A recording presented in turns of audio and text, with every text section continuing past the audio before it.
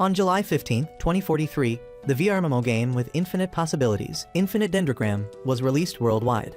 After logging in, players are greeted by an AI-controlled cat named Cheshire-13. The first thing players need to do is choose a name, and Ray Starling selects one similar to his real-life name. Next comes setting up equipment and character appearance. Ray Starling keeps his real-life appearance, but makes some adjustments to suit combat in the game. Looking in the mirror at a young man with blonde hair and casual attire, he declares it's good enough. Cheshire acknowledges this and gives him a bag of items, including funds to begin his journey. The next step for new players is to implant an embryo. The robot cat snaps its fingers, creating an embryo in its embryonic form on Ray's hand.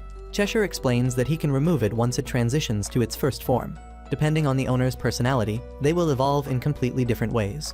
With sparkling eyes, Cheshire emphasizes that it has infinite evolutionary possibilities. The mechanical cat takes out a book explaining that it includes types like these. First is the arms-type weapons, guardian-type monsters, chariot-type vehicles, castle-type structures, and territory-type barriers.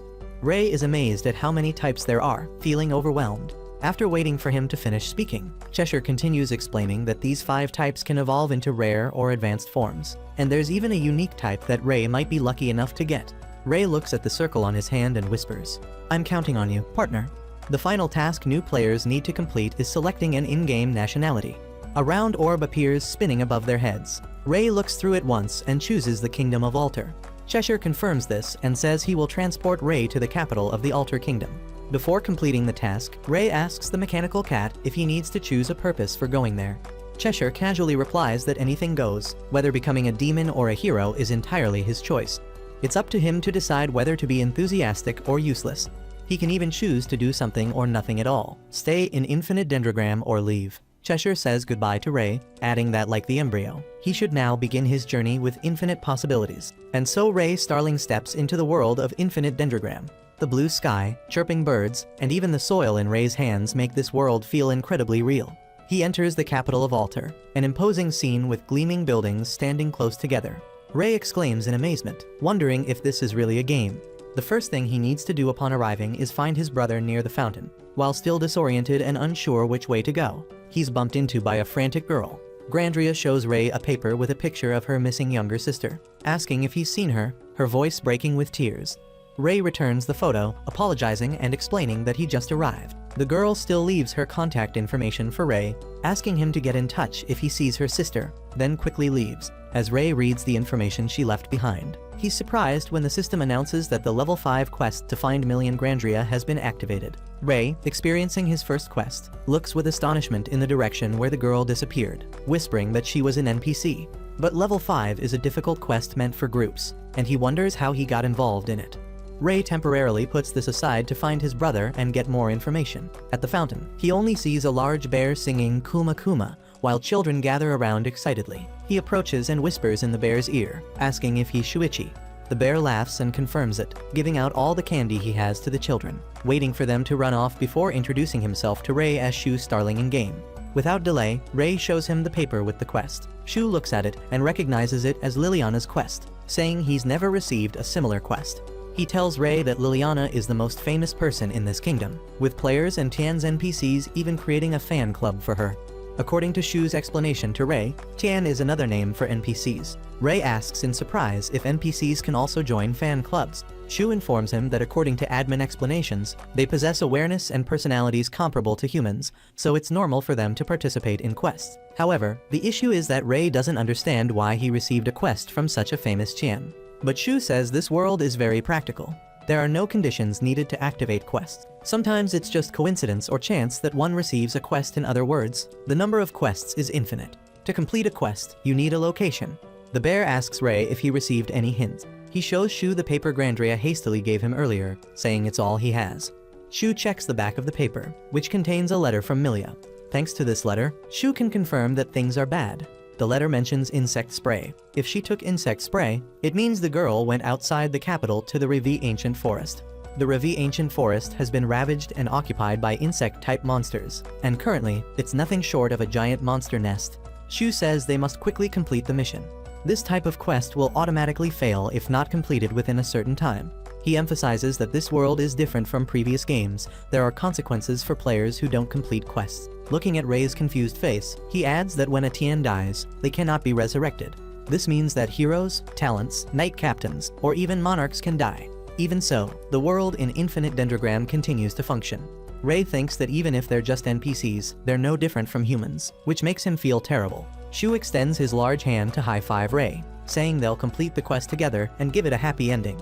Rei smiles and touches his hand, agreeing to complete the mission together. Due to the urgency, they go straight to the forest. Shu gives Rei numerous items since he's still new with little experience. He tells him that with these equipped, it's like having 5 extra lives. Shu also carefully adds Rei to his team. Knowing his status makes it easier for him to support Rei. Before facing danger, Rei asks what the penalty for losing a life is. Shu answers that one cannot log in for 24 hours, but the frightening aspect of this penalty goes beyond that. Being unable to log in for 24 hours equals 72 hours in game, meaning missing 3 days of questing. In a world this real, that's terrifying. Rei looks at his brother and affirms he'll try to save the girl. Meanwhile, deep inside the forest, Grandria faces off against insect monsters to protect her sister, regardless of danger. The overwhelming numbers worry her, making it seem impossible to protect Milia. At this moment, the sound of Shu's gun in Baldur's second form appears. Grandria is immensely grateful for the help. Without them, she couldn't protect her sister. Rei waves off her thanks, urging everyone to leave this place first. Shu speaks up, saying the quest still isn't complete because Grandria is level 210, directly raising the quest difficulty to level 5. As he speaks, he shoots at a spot in front of them where a demi-dragworm emerges from the ground to attack them. With Shu's inherent strength, these monsters pose no obstacle, so he advances to kill them himself. But being too complacent, he gets pushed deep underground by a large group of coordinated monsters. Rei worriedly runs to find Shu, but unfortunately gets attacked by a nearby monster. Grandria rushes to block the danger, saying she'll deal with the monsters while Rei takes her sister to safety. Rei knows that at level 0, staying would only hinder her, so he agrees to safely escort Milia away. On their way, Milia explains that today is her sister's birthday, so she went looking for Rimburi to make a cake. But no shops had any left, and a man with glasses gave her insect spray, telling her she could go to the garden to pick some. Rei thinks the fault lies with the bespectacled man who sent a little girl to such a dangerous place. The two siblings run hand in hand toward the exit gate, just a few steps away when monsters appear, blocking their path. They target Milia. Rei protects the girl from the monster's jaws, causing both to tumble to the ground. What concerns him now is that the girl is a Tian, and if she dies, she can't be resurrected, making him feel worse. Rei equips Milia with a protective item and tells her to run through the gate while he stays behind to hold off the monsters. Rei is suddenly attacked by monsters, reducing his health bar and forcing him to use the potions Shu gave him. He continually drinks potions and gets attacked while saving Milia from danger until the items are exhausted. Holding the girl in his arms, Rei tells himself not to give up for him. It might just be a game, but for her, it's a life. He looks at his arm and calls to his embryo. "Don't you have many possibilities? Show me that the possibility of a happy ending." After falling into despair, a beam of light forms from the ring, and a clear voice calls Rei a clingy master. A girl gradually appears more clearly, using the surrounding monsters as spotlights for her debut. She transforms into a sword in Rei's hand, helping him defeat the monsters with this superior weapon. The embryo transforms back into human form and introduces herself as Nemesis, explaining that it was through his body, heart, and soul that she was born. To celebrate Rei completing his first quest, Shu, in his role as a brother, treated him and Nemesis to a lavish meal. Seeing Rei praise the food, he informed him that the owner of this establishment ranked first among star chefs, comparable to a 3-star chef in the real world. As Rei was about to start his second dish, the system suspended operations, displaying notifications about needing to use the bathroom and being hungry. Having been a player for a long time, Shu knew that if there were any issues in the real world, the system would update the information immediately. Rei responded, "So that's how it is," and decided to log out for a while. Hearing this, Nemesis jumped up asking, "What? If Master isn't here, I won't be able to eat." The little girl looked at Rei with round eyes, still holding 2 chicken legs he hadn't eaten yet. Rei told her to wait just a moment, saying he would return soon. By the time he logged back into the game, the food on the table had been eaten clean by Shu. Nemesis couldn't believe her eyes, lying flat on the table complaining that she'd been waiting for ages. Shu laughed loudly, saying there was no need to worry as another table full of food was brought up. He clapped his hands, telling them to continue enjoying their meal.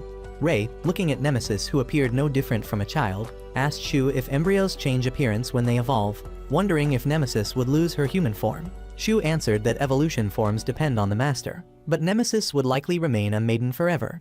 Although the arms type can evolve into other forms, Maiden is a hybrid type combining two forms. Ray looked at the girl and exclaimed, "Oh, so I got a rare one?"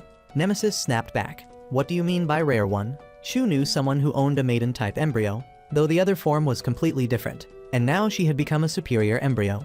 He further explained to Ray that an embryo in its first to third form is secondary, fourth to sixth is advanced, and the final and most supreme form, the seventh form, is the superior embryo. However, these are extremely rare, with fewer than 100 players having achieved this. Ray curiously asked what level Shu's had reached. Shu put a piece of meat in his mouth and answered, "It's a secret."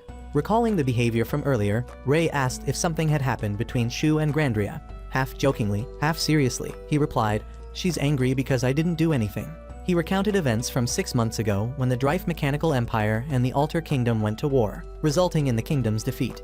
As a result, 1/3 of the kingdom was lost, and among the Tians, they lost their great sages, half of their knights, and the king died. In reality, the strength of the two nations was equal, but most of the masters of the Altar Kingdom did not participate in the battle. The reason was that the king did not offer any rewards, whereas the enemy clearly stated theirs. The main reason for the kingdom's collapse was that all three of the Great Three stayed out of the conflict. The leader of the Kill ranking board, whose real name is unknown, King of Destroy, the leader of the Solo ranking, Figuero, and the leader of the Clan ranking, Fuso. Because all three players holding the top spots on all three ranking boards did not participate, most players of other ranks followed suit. Ray still didn't understand and asked why Grandria was angry with Shu. He calmly replied that it was because he was a high-ranking player who didn't participate, and the former knight commander who died in battle was her father. Ray shook his head after hearing this and asked why Shu hadn't participated. Shu had his own troubles. His cover would be blown if his equipment were damaged. Ray was somewhat surprised to hear this, so Shu maintained his appearance as in the outside world. He agreed that Shu's reason for not participating indeed wasn't good at all. Ray then asked if they would attack again in the future. Shu hesitated, saying that while their side was growing weaker, the others continued to increase their strength. The next battle would be extremely difficult. Moreover, after Altar's defeat, many players chose to migrate to other lands, disrupting the rankings. Ray thought this might be an opportunity for him to climb the ranks. Nemesis, sitting beside him, chimed in, saying it seemed he'd found his goal. His plan was first to grind levels, then climb the ranks. Shu advised that first, he needed to get equipment and choose a profession. He took out a catalog of professions compatible with Ray. Ray took it and flipped to the first page, Paladin. Shu exclaimed, "That's unusual. Normally, new players can't choose high-level professions like Paladin." It included both high-level and superior-level professions. Notably, superior-level professions are only given to one player and have quite stringent requirements. Ray asked what requirements were needed for Paladin. Shu answered that it involved sub-dragon level bosses. He had to personally defeat more than 50% of them. Nemesis spoke up. "Those stinking centipedes are easy to butcher." Shu continued with the next condition, donating 200,000 lur to the church. Ray thought about selling item drops, figuring he could make over 400,000. And the final condition was receiving a recommendation from a key member of the Knights or someone related. Ray complained that this last one was impossible. Nemesis scolded him, saying he was wrong, as he had received something similar just yesterday, the main reward from yesterday's quest. Shu helped Ray meet all these requirements before saying goodbye, telling him to call if he had any difficulties. Ray's level grinding became easier with a high-level profession. His level rose to 3, accompanied by a new skill. Ray exclaimed that healing magic already sounded impressive. Nemesis noticed 2 players struggling, surrounded by monsters, but they couldn't help them, or it would take away their experience, which would be inconsiderate. The 2 people inside the monster encirclement received first aid support from Ray, making everything quite reasonable. After dealing with the monsters, the 2 introduced themselves, one named Rook, who had just started playing yesterday, and the girl beside him named Babylon, a guardian-type embryo. Nemesis excitedly circled around Babylon, saying it was rare to meet a guardian in human form. Ray reminded her to stop staring at others. To thank them, Rook invited them for a meal. Returning to the forest once more, Ray was determined to reach level 13 today. This couldn't be achieved when a monster-shaped embryo attacked. Around him, the piercing screams of other players began to sound. This was precisely a PK player kill ambush, and players were the victims of murder, including Ray. When he had enough time to log back into the game, he found Nemesis sitting sadly by the fountain. The little girl apologized to Ray, saying if she were stronger, she wouldn't have lost to other embryos. Nemesis cried loudly, saying if he weren't a player, he might have disappeared forever, which terrified her. Ray put his hand on her shoulder, not denying what she said, and consoled her that they were still here, still alive to try once more. they would become stronger together and take revenge on those people. Nemesis regained her spirit, agreeing that what he said was absolutely right. They still had a long road ahead. She affirmed that the master would pay for his actions. Due to numerous PK incidents occurring near the royal capital, Ray had to go to the royal cemetery to hunt monsters. Nemesis trembled with fear because there were no other players around, and the scene was somewhat creepy. Ray optimistically informed her that fewer people were there because they had to spend 100,000 lire for a pass. Unexpectedly, at the gate, the guards didn't require a pass for paladins, causing him to cry out in pain over the 100,000 lire. Regaining his spirit and preparing to hunt monsters, he found Nemesis with her head down, trembling and claiming she wasn't scared. Despite being disgusted by the rotting corpses, she performed her duty well, reminding Ray that someone below was approaching. Thanks to Nemesis, Ray avoided a surprise attack. She told him to decide, fight or run. Ray gripped the sword in his hand, preparing to block the attack as soon as the other person appeared.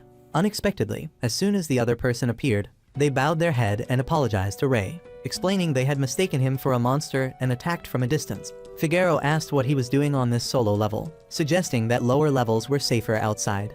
Ray asked if he didn't know the news currently. Countless PK incidents were occurring around the capital, making it not safe at all. He replied that he'd been inside for 5 days, so he didn't know what was happening outside. Seeing that both were shocked, Figaro explained that he was testing how far down he could go alone. This time, he seemed to have set a new record at level 48. Intending to explain to ease their concerns, he was surprised when they became even more terrified after hearing this. Ray asked if he was really the Figaro from the top rankings, wondering how someone like that could be in such places. Figaro explained that he enjoyed entering labyrinths, similar to arenas. He informed Ray that this kingdom also had several in cities of combat like Gideon. Since dying in an arena doesn't count as death, he suggested Ray might try it out. Before leaving, he told Ray that by tomorrow, the outside should be safe for him to grind again, and when his level was high enough, he should visit the arena for a battle. Figaro acknowledged that the two had ability, having blocked his attack and remained intact. He liked Ray, so when there was a chance, he'd enter the arena to compete. Ray was excited, telling Nemesis this was good news. Today, they would frantically grind levels. This morning, the neighborhood was buzzing with news that all level grinding areas were no longer being PK'd. As Figaro had said, he would find a way to resolve the PK incidents in the south, so Ray didn't know if he was involved in other areas. According to Ray, the possibility was quite low the combat city was where he lived. On his way back there, he might have conveniently dealt with the southern region, but there was no reason for him to attack other areas. Nemesis agreed, as she had heard him say that being blocked on his way made him uncomfortable. Rook, sitting opposite Ray, was curious about why PK incidents in other maps had all disappeared. Ray guessed that either the others automatically withdrew after seeing the southern group dealt with, or simultaneously. Other areas also had people cleaning up. A woman wearing black glasses sat down beside them and said, "Exactly right." She introduced herself as Marie Adler, a journalist. She asked if they wanted to hear the truth about how everything unfolded, but the information wasn't free. After receiving payment, Marie first told them the final information. Those who performed PKS were now facing death sentences. The gangs were K and R in the east, Mad Castle in the south, and Goblin Street in the west. All 3 PK gangs had their own demands. Those who took them down were masters possessing embryos that had evolved to the 7th form. Marie brought out a device projecting the entire scene of the event, which was the highlight. Starting from the south, the PK group set conditions for players. If they could inflict damage on the Iron Man, they would be spared. A damage reduction skill had been activated on the Iron Man, so no matter how hard players tried, they couldn't meet the requirement and were ultimately killed in fear. Figaro was the one who quelled the PK group in the south, killing many PK members to clear the path before appearing. Stepping out from the shadows, Figaro complained that there were too many people blocking the way today. He then asked if the leader was Armor, commenting on his good defense, and explained that apart from him, all his PK accomplices had been dealt with before Figaro's appearance. Figaro didn't like to get involved in these matters. He was just conveniently cleaning up because they blocked his way home. Now only the boss remained, and if he was willing to withdraw, Figaro wouldn't harm him. Armor whispered, evaluating Figaro from top to bottom, noting his good equipment, and chose to withdraw. He even kindly signed an agreement, calling Figaro over to see. While Figaro approached, Armor kept counting until, at a distance of 4 steps, he suddenly used a skill attempting to crush Figaro. Only at close range could his embryo unleash its killer technique. Figaro stood still, waiting until Armor launched his attack, then unexpectedly used a chain to pull him backward, directly delivering the finishing blow. Ray, watching the battle through the orb, silently praised it as a brutal fight. Next were the east and west, both involving 2 girls with immense power. Marie pointed to the orb projecting the scene, telling everyone that the girl inside was T letter 1EDU Tri and H letter 1E5C Lamb, who specialized in poisoning recruits. The reason for joining PK was still unknown. Finally, in the north, the identity of the PK perpetrator was still unverified, only known to be a super assassin. Marie pointed inside the orb, urging them to look. The shadow briefly appearing was the mysterious King of Destroy. According to reliable sources, his embryo was a battleship. The ranking leader had burned the entire forest to ashes, so people speculated that the super assassin couldn't safely escape. After the story, Ray and Nemesis went to the forest themselves to check. Everything had been burned to ashes. Ray was amazed that this was the power of the superior level embryo possessed by King of Destroy. Nemesis found a space door from the ruins and ran inside to see what it was. Ray stood in front of the door, hesitating for a moment before stepping in. Nemesis was seated comfortably. Beside her was the AI cat #13 Cheshire enjoying tea. She asked Ray why he was dawdling. Ray took the tea from Cheshire's hand, asking what it was doing here. Cheshire replied that it was preparing to maintain the environment, though this wasn't its job. However, it was surprised that the two could enter this space, as ordinary people couldn't. If Ray's embryo was a maiden, then this occurrence wasn't strange. Ray didn't understand and asked what was special about maidens. Cheshire explained they had quite a few similarities, but the words that came to its mouth couldn't be translated. Ray only knew it was a security system. Setting this aside, he asked Cheshire if the area was about to be restored. Cheshire replied that it wouldn't exactly return to its original state, but it would help it develop favorably again. This world operates through autonomous behaviors and residues originating from here, and entities like Cheshire directly intervene. Even if it's punishment from AI, it's considered an exception. Cheshire elaborated that for those wanted by the country, they only needed to log out or die and return to the game to be free of their crimes. From this, Ray could infer that there were still many formidable criminals around. Cheshire saw them off, commenting that it had been quite some time since it had met someone in this form. It wished to give them something as a memento, but for administrators, this was taboo. Cheshire said it wasn't necessary, as he'd already had cake and tea. Nemesis chimed in, saying it was quite wonderful. Cheshire remembered something and asked Ray if he was planning to go to Gideon, and if so, to be careful. It spoke suggestively, reminding him that the devil's heart lies in the stomach. Just remember this. Before heading to Gideon, Ray and Rook went to the guild to find quests to complete on the way. According to Rook, since the route had been reopened, merchants would inevitably request escorts. Ray suddenly realized he still hadn't asked Rook what his profession was. Hearing Rook's answer was pimp, he asked if pimp was a profession choice in the book and what skills it had. Rook explained that pimp was probably some kind of monster tamer profession. Ray, thinking it should be reciprocal, opened his own skill panel for Rook to see. Rook exclaimed in amazement, "Holy knight with fashionable equipment. Sounds cool." He was curious if counter-absorption and vengeance is mine were Nemesis's unique skills. Nemesis explained to Rook that vengeance is mine would transform her into a weapon and equip Ray directly. Her attention shifted to the newspaper in his hand. The road to Gideon had several large bosses like the Pack King, Loboda, or the Great Demon Head. She joyfully said it would be nice if they encountered them. Ray looked at Nemesis with annoyance, saying he wasn't interested in such obvious dangers. Babylon's eyes sparkled looking at Rook, who immediately declined, also not interested in such dangerous matters. Marie mysteriously appeared, silently sitting beside them listening to their conversation until Ray suddenly noticed her presence. Marie took out a candy and mentioned she had some business in Gideon, so she wanted to accept some quests along the way. She accidentally overheard them discussing going to Gideon and joined them. Ray asked for everyone's opinion, and all agreed to let Marie join, especially since it was their first time traveling to another city. Marie told everyone that traveling was her specialty. They could leave it to her. Ray presented a quest to transport goods from the local area to Gideon, with a reward of 30,000 lire, asking what everyone thought. Everyone agreed with this quest, so Ray went to register, and they would set off tomorrow morning. Rook received a reward from taming monsters to serve as transportation for everyone on their journey to Gideon. He held up his hand to show Ray a sparkling circle called a jewel, used to contain monsters. Marie almost forgot to tell everyone that her journalist skill only helped increase their experience. In return, she was useless in combat. She smiled, encouraging everyone to do their best. Before they could see their reactions, Nemesis loudly warned them to look ahead.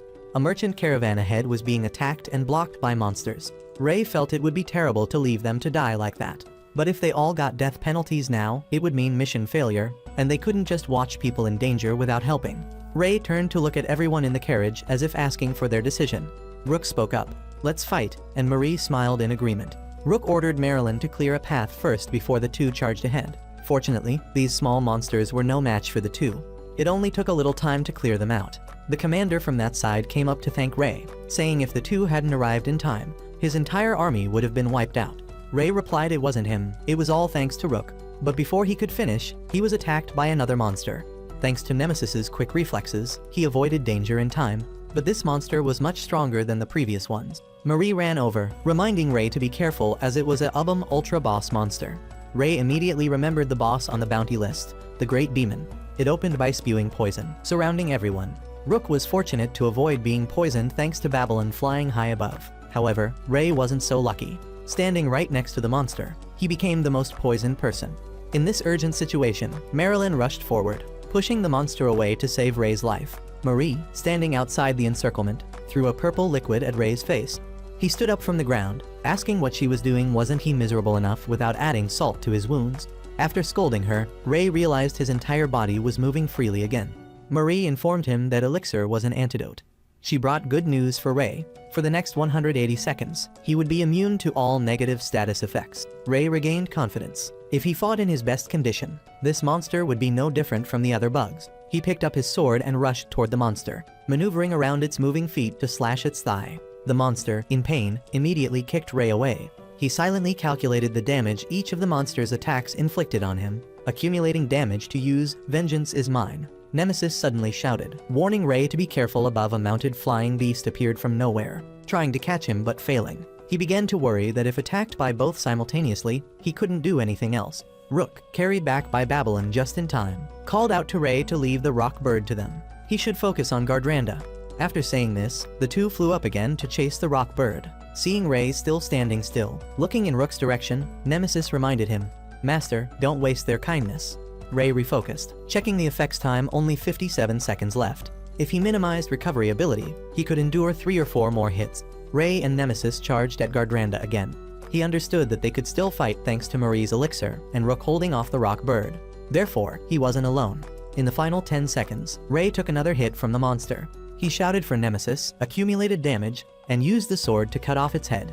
Despite losing its head, Gardranda still struggled, using its hands to punch Ray away. Just as the drug's effect wore off, Nemesis looked in horror at the headless Gardranda still moving, not understanding what was happening. Ray asserted that its heart had been destroyed. Mentioning the heart, he remembered Cheshire's words that the devil's heart lies in the stomach. Ray whispered, "So that's how it is," but even knowing this, he couldn't do anything. His strength was completely exhausted. Ray collapsed on the ground, but then jumped up again, softly saying, "No, my teammates haven't given up, so how could I give up?" He picked up his sword again, shouting that he would surpass this limit and grasp victory. He asked Nemesis if she was ready for this unbalanced battle, but the girl reminded Ray to pay attention to the beeping from the system. Numerous warnings came together with a countdown timer waiting for Ray to confirm yes or no. Gardranda, on the other side, had regrown 2 eyes, searching for Ray. With no time to think, he could only gamble on his choice. The system displayed another notification confirming the evolution process. Nemesis was forced into emergency evolution. As the timer ended, Nemesis in her second evolutionary form helped block an attack from the monster. Nemesis told Ray that in her second form, she felt overflowing power, feeling like she could defeat the beast as easily as turning her hand. The two used their new power, preparing for the final round with Gardranda. But during the battle, a weakness of the new form appeared. They couldn't use counter-absorption and vengeance is mine. This meant that to use these 2 moves, they had to return to the first form as a sword. Ray planned to first immobilize the monster by continuously cutting its legs, silently accumulating damage during this process. When it could no longer stand steadily, Ray would use the first form's sacred sword to slash Gardranda. Fortunately, Ray's plan succeeded in killing the Ubum Great Demon. Marie approached, asking if Ray was alright, and offered another potion to help him recover. Rook returned just in time, riding the now tamed rock bird. The merchant came over, grasping Ray's hand to thank everyone. Without them, his group would have all perished. The bodies of those who died were arranged by his group and placed in a small box.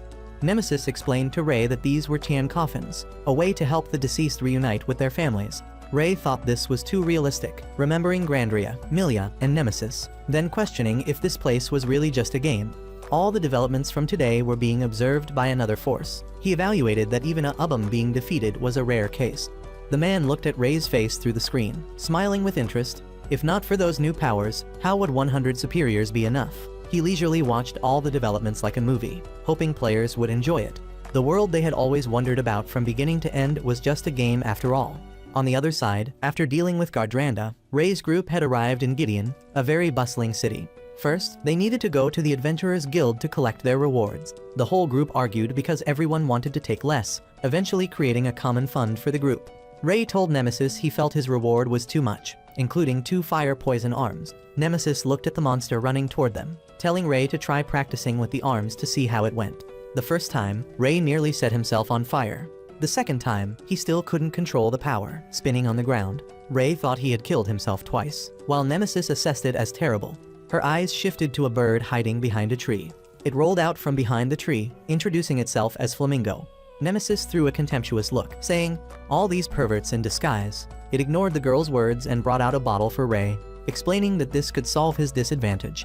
Ray trusted Flamingo's words and drank the entire bottle, surprisingly sprouting 2 rabbit ears. Seeing this, Flamingo laughed loudly, declaring the animal ear test drug a success, then tried to escape from the sword in Ray's hand. Nemesis, seeing this suspicious behavior, didn't know what his intentions were. Marie was delighted with Ray's cute appearance and even drew him a picture. She advised Ray not to worry, saying it was normal for a master to suddenly grow animal ears. Rook, seeing the 2 ears on Ray's head, asked if after buying clothes, Ray spent another 200,000 to roll a gacha and got Zephyrus, a mount equipment. Nemesis looked at the horse, telling Ray to try riding it, but before he could take a step, he was thrown to the ground. Constantly wondering why a paladin couldn't ride a horse, Ray checked his skills and clearly none of them was about horseback riding. He thought of something and told Nemesis he would log out for a moment to check information. He finally learned that he needed to possess the horse tribe's charm for 100,000. Ray returned to the game, saying that basically what he needed to do now was farm money. Nemesis suggested going to the arena, where they wouldn't worry about death penalties and could earn money too. Ray reminded her she had forgotten the condition that one must be level 51 to enter. They walked along a road and saw a group of people bullying a little girl. Ray pushed the attacker away, unexpectedly throwing him far. Even Ray was surprised by the strength of his hands. He looked at the remaining group, asking who would be next. Having witnessed this scene, the whole group made excuses to run away. Before leaving, they warned Ray to remember their faces, as the girl's brother was still in their hands. They curiously asked why someone with such a high level allowed himself to be beaten up. Hugo awkwardly explained that a characteristic of his profession made his physical stats hardly increase. The girl returned, kneeling on the ground, begging the masters to help find her brother. If she didn't bring enough money, they would kill him. Ray looked at the pitiful little girl and promised to help find her brother, not forgetting to ask Hugo how he felt. Psycho, dragging the thugs she had dealt with. He then asked if Hugo was heroically accompanying a Lolican. Psycho's eyes stopped on Nemesis, evaluating her. Both Nemesis and Ray asked in unison who she was calling a Lolican. Standing beside Ray, informed him that Psycho was an important member in his life. Despite her somewhat sharp tongue, she was very trustworthy. The system sent a notification to both of them. A new mission, Level 8 Rescue Roddy, had been activated. Hugo found an empty space and opened a special realm, asking Ray why he accepted this mission. Ray's mind was simple. He just knew that if he ignored this matter, he would feel quite bad. Carrying Ray and Psycho, they proceeded to the location of the human traffickers. They hid behind bushes, observing the building, and planned. First, Hugo would use Magingir to limit their vision, and Ray would use the smoke created to sneak inside. Hugo emphasized they needed to be fast and accurate. The children's lives were in danger, they couldn't afford to fail. Hugo reminded Ray that the enemies were Tians. Killing them would be a crime, but self-defense was a different matter. Another group arrived, bringing more children. Psycho, with her skills, translated what they were saying. They were waiting to take these children to the fortress to avenge their killed comrades. That's why every life leaving this world created a very real feeling, and in this world, a life being lost was even easier than in the human world. If one had to experience this heartache too many times, players would choose to leave Infinite Dendrogram. Ray thought that wasn't the case for him yet. He needed to save the children still alive and fulfill his promise. He would be the one to directly deal with Ray. Outside, Psycho complained that if Hugo would use his embryo's skill, he began to pay attention to the children inside the car that had just been brought. Psycho asked Hugo again if he wanted to use that move. He replied that she already knew the answer, so why ask? Goose was called back before approaching the children. Angry, Hugo bowed his head, not daring to face his own recent mistakes. Because of the plan, he couldn't use that move. Hugo scolded himself for being so stupid. He wasn't that kind of person. So now, Hugo pointed directly at Goose's face, declaring he wouldn't let him go. The badge on Psycho was released, returning to the form of a maiden chariot. The robot Psychotus set up a gate. And his purpose for existing until now was to become an immortal king. The first condition was to live 5,000 years as an undead and create a crystal of angry spirits. He had spent a lot of time, but by now he had almost fulfilled the condition. What remained was to kill these children and turn them into undead. After hearing everything he said, Ray directly used his sword to cut the man's hand. He didn't need to pretend to be dead anymore. The undead, slashed across the body by Ray, silently thought, "This is bad." Although he was a lick, the silver weapon in Ray's hands could prevent him from regenerating. He looked for an opportunity to escape, summoning undead to rise and temporarily block Ray's vision. Before he could get far, Ray was already chasing him on horseback. The lick frantically ran outside looking for Goose, only to see that Goose had been torn into pieces. Hugo controlled Psycho to block his path, asking if he wanted to choose hell or the supreme punishment. The lick shouted that he couldn't die so easily. He was about to become an immortal king. With both front and back blocked with no escape route, the only way he could survive was to use the spirit of anger. That dark, angry spirit was easily purified by Ray's silver blade. He begged Ray to spare his life, offering 70 million lire. Ray directly stabbed his stomach, taking the lick's life. But he was also poisoned. Nemesis angrily scolded. Already dying, yet still wanting to take others with you. Fortunately, Hugo had holy water and curse-breaking medicine to help Ray. With everything resolved, Hugo called Psycho to return. From a solid robot, she reverted to human form. The four of them quickly ran down to the basement to rescue the children. The remaining bad guys took this opportunity to approach the carriage and take items. One curious person stabbed the secret box with a knife. Countless gold coins fell out, and inside was a mysterious seed that was picked up. The seed clung to the opener's hand, activating the revenge skill, Undead Hatred. It began to grow larger, sprouting tentacles and attaching to those around it to form a new body. The system displayed a monster meeting the criteria for recognition as a UBM has been approved by the AI controlling UBM management. Target named Mantis Demon Goose Maze. Ray's group, after helping the children, came out to see the Mantis demon trampling everything around. Hugo guessed it was formed from the surrounding corpses. Looking at his weapon crushed, he could only say the two of them couldn't defeat it. Nemesis suddenly made an unusual sound. She sensed her damage stats had changed. When Ray turned to ask, everything returned to normal. Outside the car, a frightened little girl ran out, attracting the Mantis demon's attention. Ray used the flames on his arms to temporarily help the girl escape danger. He shouted for Hugo to take the children away first. Hugo worried that Ray alone couldn't fight the monster. Ray told Hugo he knew that better than anyone, but they first needed to ensure the children's safety. The monster's body regenerated quickly. Ray's normal attacks couldn't damage it. At this moment, Nemesis again experienced something unusual with her damage counter. Thanks to the Mantis demon's attack, she understood what that uncomfortable feeling earlier was. Nemesis told Ray they were collecting damage from it, and it was the most damage they had ever received. She guessed they had inadvertently absorbed the final spell the Lick used. Ray confusedly asked if the Lick and this Mantis demon weren't two separate entities. Nemesis observed that it looked like it wanted to devour him, just needing to catch the moment when the Lick controlled its anger. Ray understood what she was trying to convey and continued. If they used vengeance when the Lick controlled its anger, they might be able to defeat it. Nemesis agreed. They could only bet on this. Facing the Mantis demon, Ray whispered that it had taken so many children's lives yet still harbored such resentment, he wouldn't allow it to kill anyone else. After several exchanges with the Mantis demon, Ray realized if they didn't find and hit its weak point soon, they couldn't last long. Worse, the accumulated damage from both of them had disappeared. Its hatred must have changed. As he guessed, the Mantis demon changed targets to the children and Hugo. He used his fastest speed to block its path, just as it was about to reach the carriage. Hugo, on the carriage, sighed in relief, quickly driving away, hoping Ray wouldn't lose his life. Angered by Ray, the Lick returned to control the monster again. This time, Ray found a weak point on the monster's head. Just as he was preparing to attack the head, a core suddenly appeared, unexpectedly pushing him away. Unprepared, Ray was pushed far. To protect his life, Nemesis returned to human form, creating resistance behind him. However, the attack was so strong that he still fell unconscious. While unconscious, he found another embryo fragment in his dream. The child said Ray couldn't win if he only used fire from it. The child told him it was just a fragment, its power defeated while still incomplete. The girl was the power of life and intelligence evil demons could not be born. Her life was reborn from his items, she continued, saying she now understood him. The remaining time was for him to understand her. Besides Nemesis, he should use her to have a chance to grasp other abilities. During Ray's unconsciousness, Nemesis had been holding off the monster alone, knowing if she extended the time any further, she too would lose her life. Nemesis sensed someone behind her saying, "I'm late, Ray. Don't you know you shouldn't keep a girl waiting?" The two continued to coordinate perfectly, attacking the Mantis demon. Ray took the opportunity to take a small piece of its flesh and bite it. He asked if it received some effect from having part of its body eaten, similar to a reversal flag that reverses all negative effects on the opponent. Ray paused here, guessing this was the first time it had been eaten by an opponent. Following his habit, he used Vengeance's mind to take the Mantis demon's life. On the observation screen, the mysterious person watched Ray again encountering and defeating a Ubum 2 days in a row was fascinating. On the way back, as evening fell, Nemesis asked if Ray would leave this world.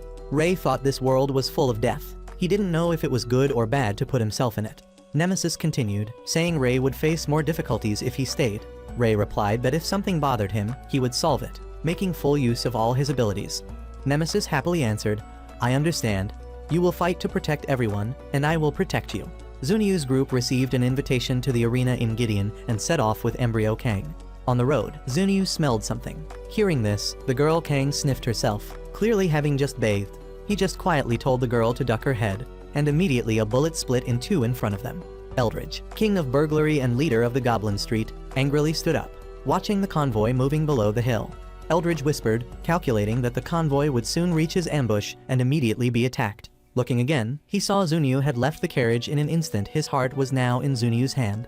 The people around panicked, shouting and raising their swords to aim, but when they regained their senses, Zunyu was already standing nearby. He criticized them for being too slow. With two blades in his hands beginning to work, they were all easily defeated. Zunyu coldly snorted, saying he shouldn't expect too much from these Super Kingdom people. During breakfast, Nemesis asked Marie how to take revenge on the Super Assassins. Marie asked Ray what his weaknesses were. Ray thought, then listed short combat range and things becoming more difficult when Nemesis's skills failed. Marie just waited to hear this much, adding that his speed and toughness were issues too. The only way was for him to improve his speed and physical fitness. That was the advice Marie could offer. Ray disagreed, saying that wasn't enough. Marie didn't refute him but said Ray needed to enhance one of these two if he wanted to become stronger. She emphasized he would die if he underestimated speed and physical fitness. Increasing strength stats was indeed necessary, but if he was slow and weak, he would still fail quickly. Clearly, the Super Assassins had very high agility speed. Marie provided additional information. If in the real world he was good at martial arts and painting, it would be reflected here. Next was the supreme skill of the embryo, the strongest skill named after the embryo itself. Hearing this, Ray thought about Marie's embryo, which he hadn't seen since meeting her. Nemesis was also very curious. Marie stammered, unable to answer, making up a name, Arc and Seal. But before she could think of what to say next, Rook fortunately arrived to save her. Hearing Babylon call out in hunger, Marie excitedly stood up, offering to treat them to breakfast. After they finished eating, Marie took out an arena entry card, placing it on the table for them. This was the remaining reward from killing Gardranda. It was a ticket to watch the match between the second-ranked player, Zunyu, and Figaro. After confirming the appointment, Rook asked Ray what his next plan was. Ray replied he would go to the Adventurers Guild to collect his reward.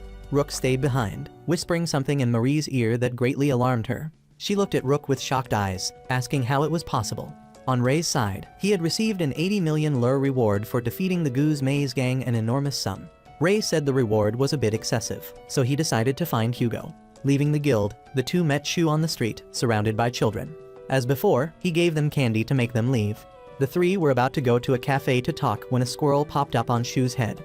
A girl approached, apologizing because her behemoth had disturbed everyone. Shu was friendly enough to give the squirrel 2 candies as a goodbye. Inside the food establishment, Ray learned that Shu's purpose for coming here was to watch the battle of the super-ranked players, especially Figaro. Hearing this name, Ray asked if the two knew each other, then showed Shu his ticket. Shu laughed in surprise. They were in the same box, so they could watch the match together. Shu honestly assessed Ray, saying looking at his equipment, he must have recently gained a lot of wealth. Not every new player could defeat 2 Ubums. Shu and Figaro had also completed their first Ubum while doing low-level work. After chatting for a while, Shu hurriedly said goodbye to find his friend. Through the conversation, Nemesis learned that Shu spent most of his time playing the game and curiously asked Ray what job he did in the outside world. Ray replied that he had won the lottery, bought a few condos, and retired to live comfortably from rental income. His background was extensive. First an artist and singer, then he left the entertainment industry to become a fighter, and also worked as a university lecturer. While talking to Ray, Nemesis's last piece of cake was eaten by Psycho, who had just arrived. Hugo came up from the staircase to greet Ray, saying he believed it was by God's grace that they had this meeting. Ray happened to be able to bring the reward money to split evenly between them. Looking at the reward money on the table, Hugo joked that Ray wasn't greedy. It seemed the money was divided without error. Hearing this, Ray seriously replied that he wasn't someone who lied to friends. Ray's casual remark made Hugo freeze for several seconds. The two talked about the battle with Gu's maze for a while. Seeing it was almost time for the match, Ray said goodbye to Hugo to go to the arena. Ray also asked if Hugo would come to watch. Hugo hesitantly answered that he probably would. After an internal struggle, Hugo reminded Ray to remember what he'd said about the West Side. Psycho came forward, saying Hugo had just revealed information. Didn't he like this plan? Hugo bowed his head, whispering that he didn't understand himself anymore, but still wanted to fulfill that person's wish. Flamingo, in the darkness, informed someone on the phone that the plan had some changes. Since the princess wasn't coming, the monster queen wouldn't act either. But all three of them could time the entire match with a 90% success rate. At the arena, Ray saw Shu walking outside and left the match to find him. As he approached, he overheard a conversation between Shu and Figaro about Caldana and the Drive Beast King sitting in the stands. Figaro accepted the mission to keep an eye on those people. He felt something strange in this city. These people should have been in the kingdom. No one knew if they had any ulterior motives, so it was best to stay vigilant. Nemesis, seeing Ray not entering the room, came over to observe and asked what was happening. She laughed loudly upon seeing a bear and a lion sitting together inside, having a heart-to-heart. Figaro explained he was quite famous in this city, so he couldn't go out without a disguise. Nemesis said she had heard the two were friends, and now they even disguised themselves together. Figaro was about to reveal their true identities when Shu stopped him.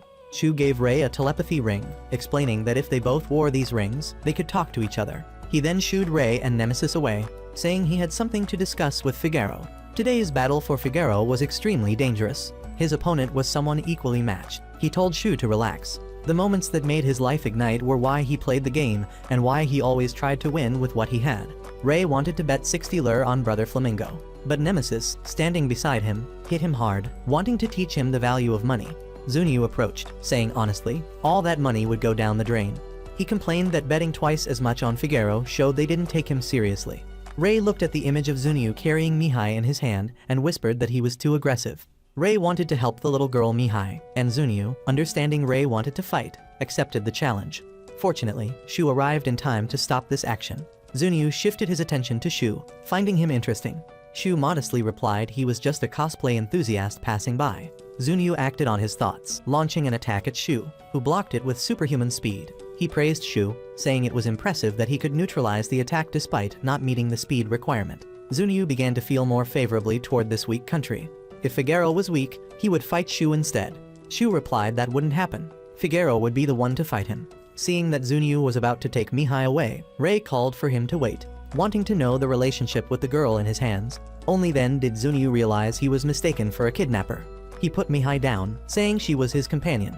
Zunyu looked at Ray and laughed loudly, realizing he thought he'd kidnapped her, which was why he acted so rudely. He whispered in Ray's ear that they would play together someday. After he left, Shu came to Ray, saying he nearly died. He teased Ray, saying it was still too early for him to fight a superior. He informed Ray that Zunyu was one of the 4 best players of the Huanghe Empire, the land of hermits. Ray and Shu returned to the box to watch the match. As soon as Marie saw him, she fell into panic, speaking incoherently about how the material of Shu's clothes seemed familiar, and even more excitingly, his voice. Rook, standing nearby, observed her behavior and asked what was happening. Ray asked if Marie was afraid of bears. Marie sighed, following Ray's words and admitting she was afraid of bears. Shu mysteriously approached her, asking if her name was Marie and if she was a journalist. After hearing the question, Marie relaxed and answered yes. At that moment, the host announced that today's main match would officially begin. When Figaro stepped onto the arena, the stands chanted his name in unison. The host, waiting for everyone to quiet down, continued, saying he knew this was the match of the century. But first, they had to review what was banned, like items causing injury or death. Shu told Ray that Figaro would definitely win if those were allowed. As the barrier was established, Zunyu declared he wouldn't move until Figaro was defeated. Below, the audience protested, asking what he was thinking and to come down quickly. As the match unfolded, Shu explained that the organizers had set up the protective barrier incorrectly. The barrier was slowing down the actions inside to make it easier for everyone to follow. Ray noticed that Figaro was completely on the defensive, truly someone born for speed. Zunyu's characteristic was his long, sturdy arms that could attack opponents even from a distance. Figaro was no ordinary person either. He could withstand attacks without injury. Ray asked if this was an embryo skill. Shu explained it wasn't, it was an equipment skill related to the cloak, a special reward that Figaro always wore. The cloak could defend against all external forces. The cooling skill would then take 10 minutes. Figaro had used his trump card. Rook continued, saying now they just needed to see what Zunyu's remaining skills were. Just as Figaro's defensive skill dissipated, he spat out a mouthful of red blood. Zunyu held a piece of lung in his hand, regretting he couldn't take his heart. Ray wondered why Figaro wasn't injured if the special reward cloak could avoid external forces. Rook used the embryo's supreme skill to explain this situation. On the arena floor, Figaro said attacks from an ultra-long distance meant his opponent had prepared in advance. Zunyu didn't deny this question, but he also didn't continue moving. Shu told those around him it was because Zunyu was being cautious. Rook guessed that Figaro still hadn't revealed his embryo.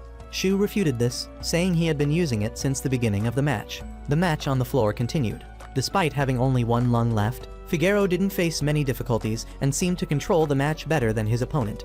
Zunyu whispered, not understanding why Figaro was stronger, even stronger than when using weapons. Ray turned to ask Shu if Figaro's embryo made him stronger even though the number of saw blades had decreased. Evidence showed that even though he wasn't using any saw blades now, he was still stronger than at the beginning. Shu patiently listened to all of Ray's arguments before concluding that he was only half right. He explained that Figaro's equipment stats would double when he had the right number of saw blades. The special thing about his embryo was that these stats would increase by a certain amount during battle. This meant the more he fought, the stronger his stats would become. That's why people called him the Infinite Chain. Figaro on stage converted his weapon into a long sword. Shu assessed that he was now starting to fight seriously. Marie asked what kind of weapon it was, as her identification system couldn't find it. Shu explained it was a superior weapon, the Phantom Light Dragon Sky Peak Blade. Nemesis whispered that it was completely on another level. Zunyu also changed his weapon to the Yinglong Blade, a type of superior weapon. He would put all his strength into this final attack. The two lunged at each other. This strike caused Figaro to lose an arm, and Zunyu lost his powerful weapon. But Zunyu used a trick, revealing another claw attempting to stab Figaro's chest. Everyone fell into worry. Nemesis said he had lost. Shu calmly replied that wasn't the case. His embryo would take effect. The truth was that his embryo was heart-shaped and could not break. Figaro thanked Zunyu, saying he was an excellent opponent, and with those words, he delivered the final blow. As the match ended, everyone below praised it as truly a match worth watching.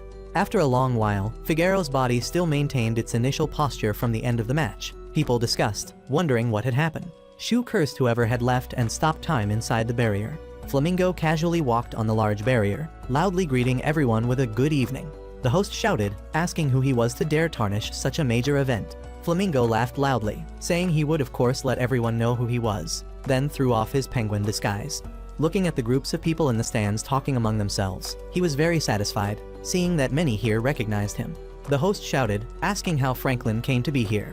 A fireworks display went up, leading his introduction. Franklin, the creator of monsters that ate the king and his friends, a superior from the Drive Imperium, Professor Giga. As soon as he finished speaking, people in the stands attacked him. He whispered that Lotto was in this city, so they needed to be judged quickly. Franklin held Princess Elizabeth hostage to protect himself, warning that attacking a royal member would result in imprisonment. He laughed loudly, suggesting everyone could play a game. Earlier, Marie, on her way to buy tickets to watch the match, had encountered little Ellie being cornered by a group of bad people and had rescued her just in time. After dealing with the bad group, there were more soldiers calling Marie a suspicious woman. The little girl had no choice but to pull Marie away to escape. She complained about why the girl had dragged her into this, but she couldn't refuse to help.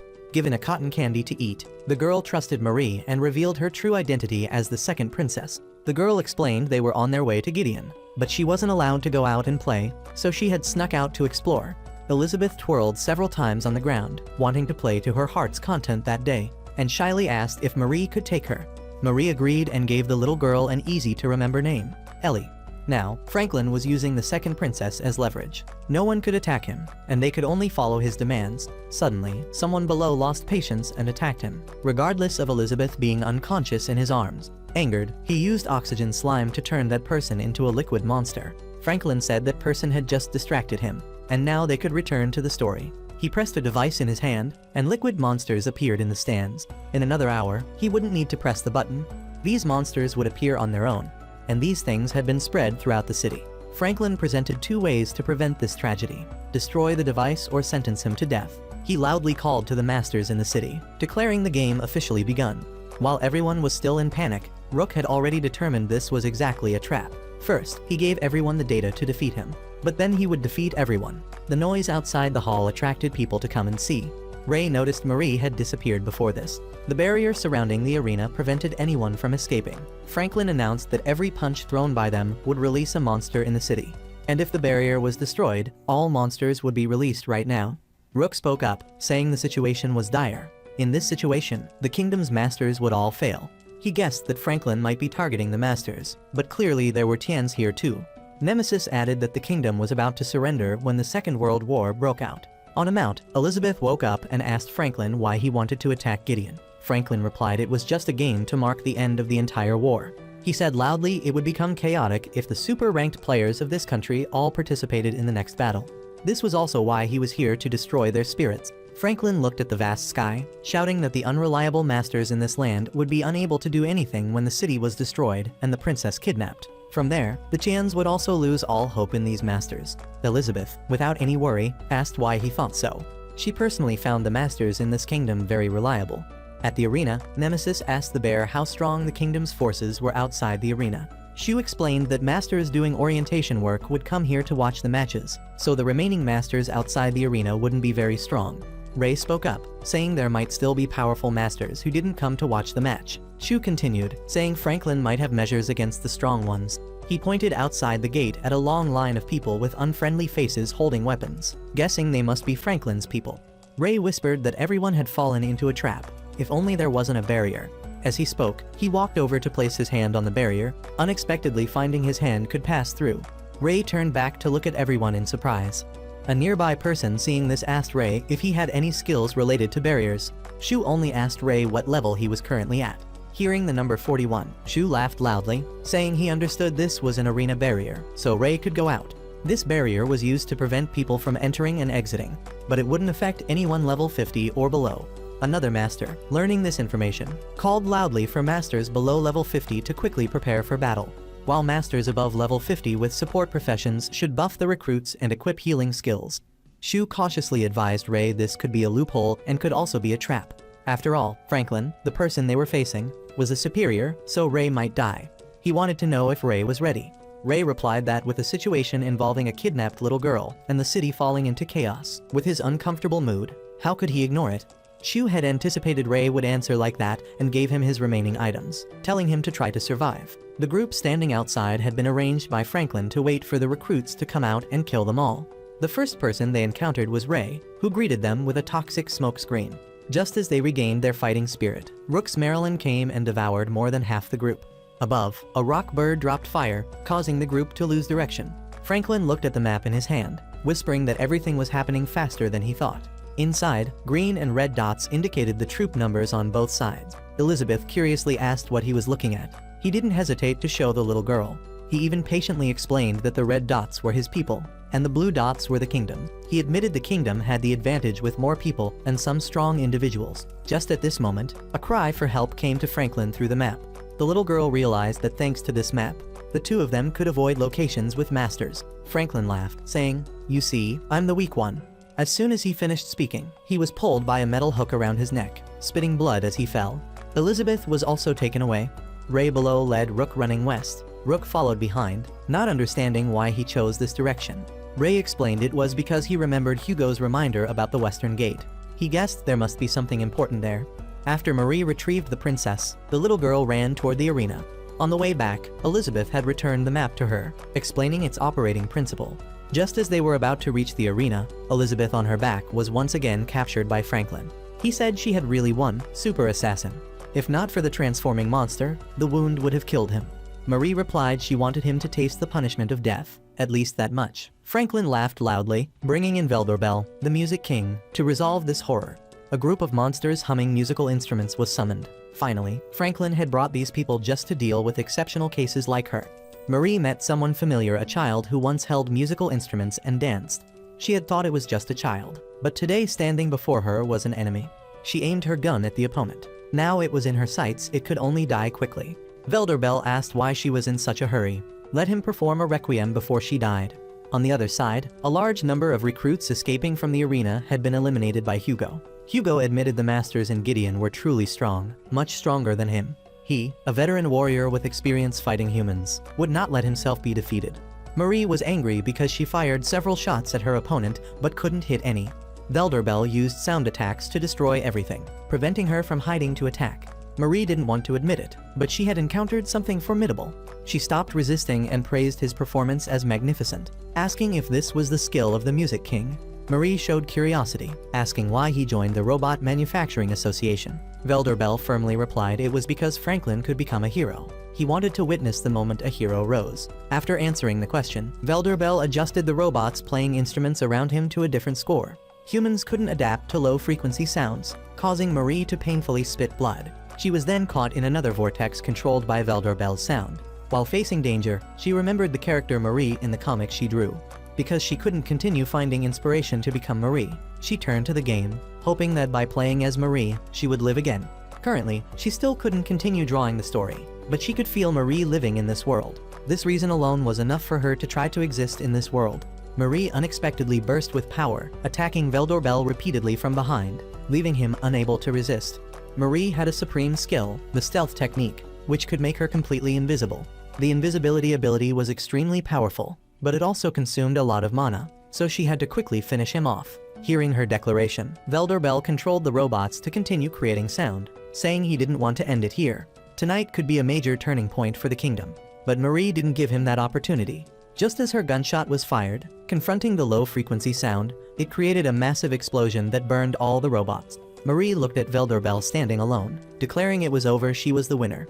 He wondered why everyone who heard that music died, yet she was unaffected. Marie apologized, informing him that neither she nor the little embryo beside her could hear anything. Although she wanted to listen to see what it was like, now wasn't the time. The explosion that had just occurred blew away the surrounding air, so sound couldn't pass through. And at this moment, farewell to Velderbel. Franklin, observing the map, learned that Velderbel had been eliminated. He was a very powerful person, so Franklin guessed Marie currently had no strength left to kill him. He silently prayed not to meet anyone else like her, but still had to guard against the few remaining masters, such as Ray. Franklin regretted that earlier, he should have given him a poison vial instead of dog ear medicine. He found Hugo, looking at the masters who had been turned to ice, and praised him for being formidable. But he wanted to change the plan to bring Ray over here. The simple reason was he wanted to fight with him. Franklin only passed through one gate before seeing a wonderful sight. The kingdom's people had lined up in a long row waiting for battle orders. Grandria led the formation with two other commanders, asking if he was Franklin, as she had come to pick up Princess Elizabeth. Seeing everyone preparing weapons, he asked if they really dared to attack. Grandria told him not to worry. They were all royal forces who had established magic that couldn't harm royalty. Franklin hadn't expected her to launch an attack as she spoke. Fortunately, he had a protective charm, or he would have lost his life. It was another super assassin. Franklin whispered that someone would have to bleed today. On Hugo's side, things weren't going well. He was continuously haunted by memories of the past. Psycho concernedly asked if he was uncomfortable. They could stop this. Hugo refused, saying this way had the least long-term consequences. If they could make the kingdom surrender, they could avoid a meaningless war. Ray arrived at the meeting point, asking Hugo where Franklin was now. Hugo replied he was right behind the gate, fighting with the royal army. Hugo prevented Ray from passing through, but not Rook, because the boss only wanted to fight Ray alone. Rook, seeing Ray's worry, told him to go through first and leave the rest to him. Rook knew Ray was hesitant because Hugo had been his fighting companion yesterday, but Rook wanted to tell Ray that if he didn't go, he would regret it. Ray decided to run to the other side of the gate, but was stopped by Hugo, who apologized and asked if he could fight him. Ray didn't stop. He used Vengeance is Mine to cut into Hugo's robot arm, then rushed forward. Hugo was injured but whispered that he had used it. He complained about the use of counter-absorption, not knowing what it was for when he was about to face the other side. Realizing what he had been worried about, Hugo shook his head, saying was that really so he wasn't someone who worried excessively for others. While Hugo was still thinking, Rook had already commanded Marilyn to attack him from behind, apologizing but saying he was the one who exposed a weakness. Hugo endured the pain, cursing Rook for being a coward. Rook argued back that wasn't right because he had promised Ray he would resolve things here, so whatever Hugo did, they wouldn't care. Hugo assessed that Rook was Ray's friend but wasn't like Ray at all. Rook didn't deny it. He admitted he wasn't as good, which was why he admired Ray. Moreover, Hugo had made Rook feel more hateful. Babylon shouted in surprise that this was the first time he hated someone. Rook felt Hugo was too disgusting. He was an indecisive, hateful person like someone else. Hugo replied he didn't understand what Rook was saying, but anyway, prepare to be frozen like those before he wouldn't let him pass through the gate. Rook refused to give in, saying he would defeat him with everything he could overcome, as Ray's friend. On the other side of the gate, Grandria and Leader Lindos were having difficulty with a many-eyed monster that could attack from all directions at long range. The coordinated attack of the two had no effect and was counterattacked by the monster. Franklin said if they weren't paladins who could activate holy swords, then being weak was correct. Beside him, a large fire source rushed toward the monster. Franklin whispered that the person he was waiting for had arrived. Ray pointed his sword at Franklin, declaring he would pay for what he had done. Rook used his mind-reading ability to predict Hugo's actions during the fight. He whispered that he would step forward with his left foot and swing the blade from his left hand. Rook gently dodged and ordered Marilyn to attack. Hugo felt extremely uncomfortable being correctly predicted in every action. If this continued, he would be exhausted. At the same time, Rook was thinking about Hugo's freezing ability. The range of each freeze was the same, but the timing was different. Rook had been able to calculate that after the first time, it would be 39 seconds. The third time appeared at 130 seconds, and the greatest common divisor was 13. Rook thought this number 13 must have some special meaning. Rook whispered he needed to concentrate on thinking for a moment and let Marilyn handle everything. Finally, he realized there were 3 ways to freeze. One was time-based freezing, as had happened to him and Audrey. The rock bird, just summoned, was already half frozen. Rook observed the second type, Masters completely frozen, and the final type, like Marilyn, who had to endure without being solidified. He thought there must be some rule for these freezes. Rook stood still with 2 more seconds before he would be hit by an unavoidable attack. He tried approaching from a different angle. Rook realized that the name of Hugo's embryo and his skill were not the same. Cocytus was the icy hell for traitors in Dante's Divine Comedy, where Satan was frozen, eternally gnawing on traitors. Rook wondered if there were other areas affected by its name. Rook allowed himself to take a hit from the opponent, flying hard into the wall with smoke billowing. Babylon frantically called his name. Psycho said it was over, but Hugo replied not yet. He emerged again from the ruins, declaring this would be where he defeated him. Hugo reminded him that La Porte d'Enter was continuing to erode his arm. Rook admitted that was true. Perhaps his skill had successfully attacked him. Anyway, he had personally taken down several people in the battle against the assassin. By now, Rook could clearly see that La Porte d'Enter was a skill based on the number of kills of the same species. Because Rook had taken down 7 people, the freezing index each time would be 7%, and every 13 minutes, the freezing degree would increase by another 7%. The icy hell froze traitors who had killed their own kind. Hugo praised Rook for deducing very well, but perhaps it was just the right conditions. Rook smiled, replying that hearing him say so made him feel even more correct. This was also why he hated Hugo. He hated people who displayed doubt and deception outwardly. Rook affirmed that Hugo, like Ray, saw this world as similar to the real world, not just a game. However, Hugo's actions indeed caused discomfort to others. Rook exposed Hugo's participation in Franklin's game as an accomplice causing this tragedy, then abandoning and deceiving himself. Rook emphasized how blameworthy it was for someone as indecisive as him to hold Ray back, how blameworthy it was for him to suffer for his sins even as he still wallowed in them. Rook continued non-stop, talking about wallowing. He was too deeply immersed in his role, truly blameworthy. Hugo sat inside the robot, his whole body trembling, his mind filled with Rook's contemptuous words. Losing all reason, he swung a powerful blade at him. As the smoke from the attack dissipated, Rook still stood there in the form of a dragon demon human. The embryo, and he had become one. Hugo asked if he could do that without preparation. The truth was that Rook had prepared early. Now the two could only have a straightforward battle where Hugo could no longer use his freezing ultimate move. On the other side of the gate, Franklin called for everyone to look at what was reflected in the monster's eyes. It was Gideon. His words were full of threat. What he had done to this step today was first to extinguish the spirit and will of this country. Second, he wanted the person who had been following him to this place to be humiliated before everyone. Ray grasped the current situation. He couldn't use the toxic mist because he had already used it at the west gate. He again planned to fight normally and then use revenge. Franklin made a new announcement. In his hand was the device to release all monsters in the city, set to time in 652 more seconds. After speaking, he threw the switch into the monster's mouth. The only way to prevent this from happening was to defeat this RSK. Grandria angrily scolded that this guy was really crazy. The monster, receiving the order, immediately attacked the 3 people. Ray planned to collect enough damage and then use revenge, but he still felt something extremely uneasy. Nemesis told Ray that the total damage was still accumulating from the monster, but she felt like it was dispersing. Ray wanted to confirm if there was a problem, so he had to risk confronting and fighting the RSK. The result was not beyond expectation. The attack could not cause damage to the monster. Franklin laughed loudly, repeating Ray's question of why revenge was the supreme skill that could be inflicted on all targets. He mentioned the animal ear potion that Ray had drunk, which entered his body 24 hours before transformation. During the time it was in Ray's body, it continued to transmit information and all data to him. Therefore, there was no information about Ray that Franklin didn't know. Ray laughed, asking if a superior like him had to go to such lengths to defeat him. Franklin, on the contrary, seriously replied, "You see, the plan has been broken once by you." Because Ray had disrupted his plan to assassinate Milia, he had to come up with several plans to deal with him. Franklin complained that if Ray hadn't been there, the bear wouldn't have been present, and 50 demi-worms would certainly have finished off the two sisters Milia. Ray understood everything and said he would give him a well-deserved beating because when he saw a child in danger, he had vowed to punch the mastermind in the face. Through several attacks from the monster, Ray had confirmed a name inside it. Franklin praised him, saying that was good, but even if he realized it, he couldn't do anything. Ray replied that even if there was only a 1% chance of victory, he wouldn't give up. Franklin laughed loudly, saying that sounded great, but what could he do with the final 270 seconds? Nemesis had a way to turn the situation around. The slime only worked for 24 hours, meaning Franklin knew nothing about it, so he could combine it with a gamble to win.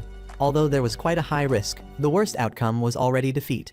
In this plan, he asked for the help of Grandria and Lindos to hold the RSK tight. Franklin was completely passive in Ray's plan.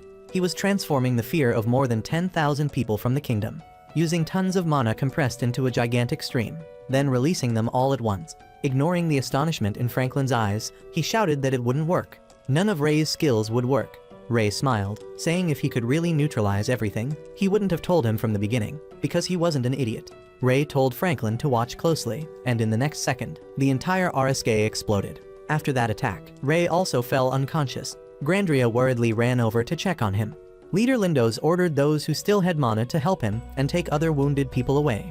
Grandria said she could treat Ray's wounds, but the carbonized arm was beyond saving. Nemesis told Grandria to just maintain his life. He wouldn't want to retreat at this moment. Franklin congratulated the kingdom, saying they were 251 seconds behind the monster release time. He used a backup controller, pressing it continuously to summon monsters. Before the monsters in the city could appear, he continued to summon DGP and Cost to block everyone. Franklin said RSK was the weakest monster he created. The two just summoned had legendary combat power. Initially, he had sent out RSK to test Ray's strength, not expecting to be defeated by him a second time. Therefore, this time he would repay all this humiliation. However, he also had no intention of letting tonight's plan fail. He looked into the distance to see how much the monsters had devastated. The city was still peaceful in the darkness. Franklin didn't know where his plan had gone wrong, unless a super assassin had appeared. In another corner, Marie had collected all the monsters. She smiled proudly about her hiding ability. Franklin couldn't hide anything. On Hugo's side, he quietly watched the events unfold and bowed his head, saying it was over. Rook refuted, saying it wasn't over yet. Franklin wouldn't let everything end so easily. Hearing Hugo say that Franklin had promised to minimize damage to Tien's, he could only laugh and scold him for being too blind. Although Rook had never spoken directly with him, he could affirm his assumptions were correct. To be precise, it was because he knew nothing about Franklin. Judging just by what he had done, he must have something more terrifying. Rook emphasized that anyone would think so, only Hugo didn't. If he trusted Franklin that much, Rook would make a prediction. That person was about to announce something terrifying. Just as Rook predicted, Franklin announced he would proceed to Plan C, completely destroying Gideon with 56,826 monsters. Franklin laughed loudly, saying if they had surrendered earlier, this wouldn't have happened. He snapped his fingers to reveal his superior embryo, a plant beast fortress type. Opening with 5,000 beasts, Leader Lindos ordered them to capture Franklin before it was too late. He laughed loudly in response, saying it was useless. Even if he died, the monsters would still come out of the fortress until the number was reached. Nemesis frowned, saying there weren't enough forces here. With just a few of them, they couldn't defeat all these monsters. Ray, having been healed enough to regain consciousness, immediately mounted his horse and continued charging with Nemesis. They started very smoothly. Ray alone handled a large number of monsters, but due to the overwhelming quantity, he made a mistake. In the critical moment, Marie transformed into a spirit to help him. Upon hearing her request, Ray immediately thanked Marie, saying no matter how she transformed, he could still recognize her. He asked if Marie was really a super assassin. She replied they should deal with the monsters first. Franklin counted, saying currently there were 2 foolish masters fighting 5,000 monsters. Rook arrived just in time to answer. Who said just 2 people? Behind him, he led a long line of other masters. After greeting Ray, he turned to greet the sooty lady. Marie angrily asked who he was calling sooty. Franklin looked at a group of recruits. Hugo clearly could have controlled them. There was only one possibility. He had let them go. He chuckled in acceptance. After all, he was the one who betrayed first. At the arena, Shu broke through the barrier, approached Figaro, and told him to handle things here, immediately stopping whatever the two below the stands wanted to do. Shu would go to connect with the ability that young Ray had obtained. Franklin looked at the scene of his monsters being killed, appearing very uncomfortable. He switched to another plan, directing the Dragon King monster toward Ray. Ray looked at the monster with its gigantic body and enormous strength, whispering to Nemesis that he might die in this battle. But he wouldn't let that death be in vain. The second thing he needed Nemesis's help with was when it attacked. The damage counter could reflect it back.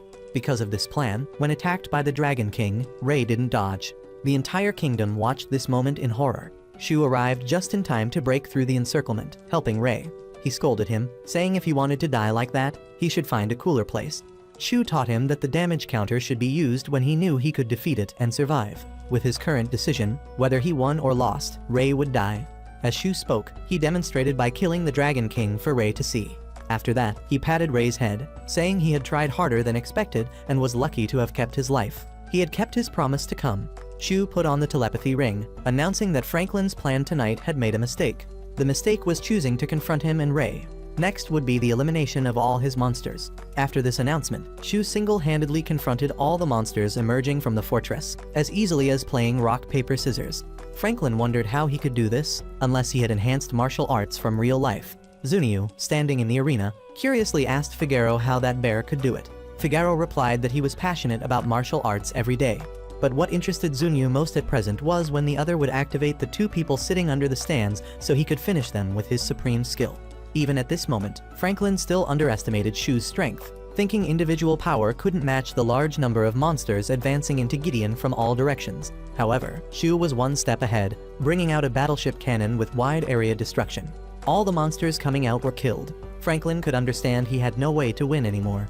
He took out another controller, wanting to erase everyone's victory and his own failure. The button on the controller was activated by Franklin again. In the arena, as if exploding with scenes of Shu fighting monsters, people below cheered. "Amazing, Master!" A foreigner sitting in the stands watching the battle through the screen whispered about expanding the range of magic, magnifying magical power, concealing magic, and finally, transmitting a bit of mana into each magical amplification skill, he thought, and then transferred a full 50,000 into each skill. An old man beside him concernedly asked if something was wrong with him, why he kept bowing his head. He smiled in response, saying it was just a bug under his foot irritating his eyes. Today, too many things happened outside of Franklin's plan, especially the fighting style of the King of Destruction. Shu made him question whether he was playing fair. Franklin calculated the number of bullets he had used must be more than 3 billion lure. He always had a question, why didn't Shu shoot at Pandemonium? He was sure if Shu wanted, he could have done it before he released all the monsters. Perhaps he was carrying out another plan. Ray, having been supported by Shu in fighting monsters below, approached Franklin alone. There were still some matters he wanted to settle with him. Franklin looked at Ray somewhat uncomfortably. Both his brother and sister were superiors, and the brother possessed a powerful embryo. How could this happen? He asked why Ray had sought his brother's help at all costs to get close to him. Hearing Ray had 3 reasons, Franklin complained it was too many. But the first reason must be related to Princess Elizabeth. He was curious about Ray's other 2 reasons. Ray simply asked Franklin what Tians meant to him. He immediately understood it was about whether Infinite Dendrogram was a real world or just a game. He suddenly laughed loudly, saying, "That's right, how could this just be a game? Beyond the system aspects, everything exceeded the scope of virtual games." He honestly said that without a system constantly emphasizing this was a virtual game, even he couldn't determine. In his opinion, this was a global-scale virtual world building plan, and people present at this stage were the test subjects. But it wasn't very likely advanced technology had gone too far. Franklin told Ray there might be a world existing as he thought, or perhaps aliens. Ray asked what he thought about the people in this world. Franklin answered they were eyes so sophisticated they couldn't be distinguished from humans, or people from other worlds, or possibly life cycles equivalent to the previous 2. Franklin continued telling Ray that even if this place existed on Earth, he would still carry out today's plan. He asked Ray in return if this was the real question he wanted to ask. Ray angrily shouted, asking how he could do such a thing. He simply replied it was because he didn't want anyone to block his way of life. He didn't want to continue this conversation anymore and asked Ray what the third reason was. Just as Ray was about to ask the third question, the fortress was attacked. Franklin, also out of patience to answer, said he still had Princess Elizabeth. By natural reflex, he looked beside him. The princess had disappeared without him noticing. He realized Ray was just bait. All plans had collapsed, and he wished there was some way to escape. Franklin saw Ray fearlessly carrying his sword and charging toward him. He smiled, guessing the third reason was to defeat him. Franklin bowed his head, admitting he had lost today, but there would be a day he would return. Both were shocked, opening their eyes wide to see Hugo appear. Hugo declared he would use every means to protect Franklin. The battle between Ray and Hugo officially began. Both had something to protect, setting aside their newly formed friendship. Franklin stood still watching the battle unfold, seeing Hugo killed by Ray's own hands. He rose again from the ruins. Heading toward Franklin now was the time to resolve the third reason. Franklin's plan completely collapsed when he was desperately killed by Ray, and so Franklin's game ended with a glorious victory for the kingdom. The three Shu, Figaro, and Zunyu secretly opened a party together after an exhausting battle. Figaro was very impressed with Zunyu's last-minute action of smashing the figure underground before Franklin could execute his plan. Zunyu said the monster he killed hadn't moved at all. After killing it, he had used a skill to check the surrounding land and found something.